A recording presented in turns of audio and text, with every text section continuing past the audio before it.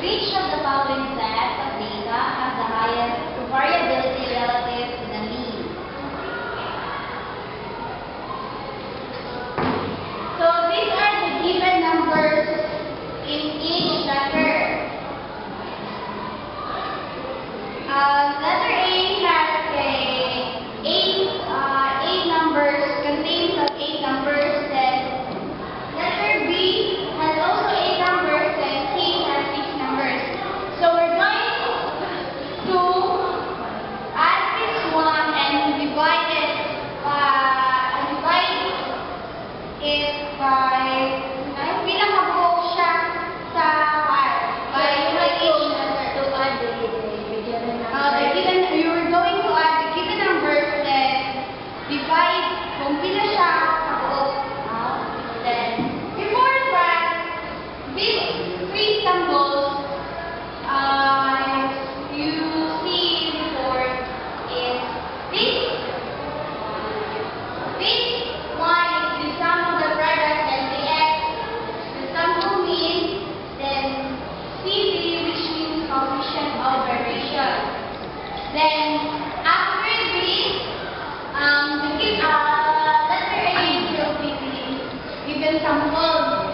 First, letter A has 8 numbers. Then we're going to add the 8 numbers and then divide it by 8. So the answer is X equals 29.38. Then after the given numbers, we're going to subtract it by the given mean. So each of them has the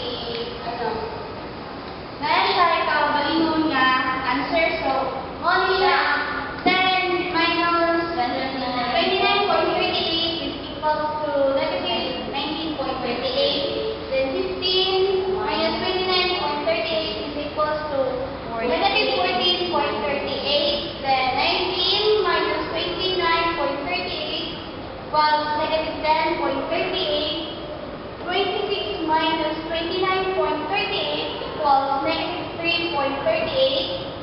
Then 28 minus 29.38 equals negative 1.38. 34 minus 29.38 equals 4.62.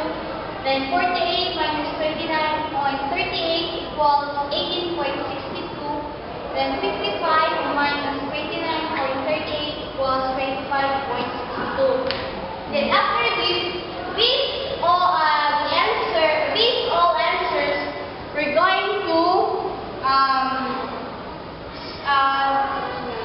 imuha siya in times, imuha siya multiply by 2. Multiply by 2. Then I squared. And the first 10 got this one, negative 19.38 times 2 equals 375.58. Then negative 14.38 equals X squared equals sum of the product, then open parenthesis X minus mean, then close parenthesis squared over n minus 1. N means the total number of observations.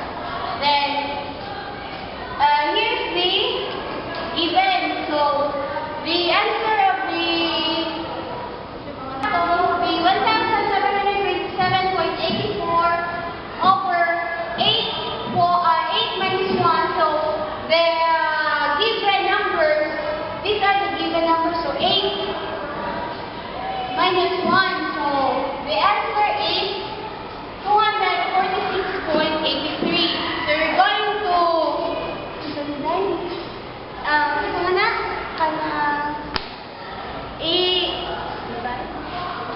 Square root?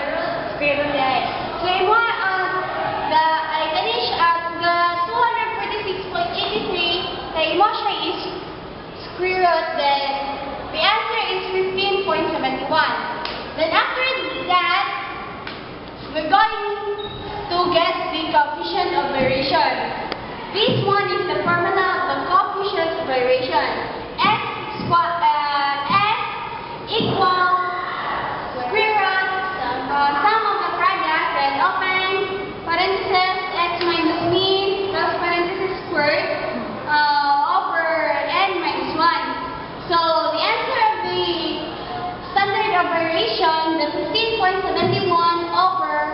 That means 29.38. Then you're going to multiply by 100. So the answer is 53.47. So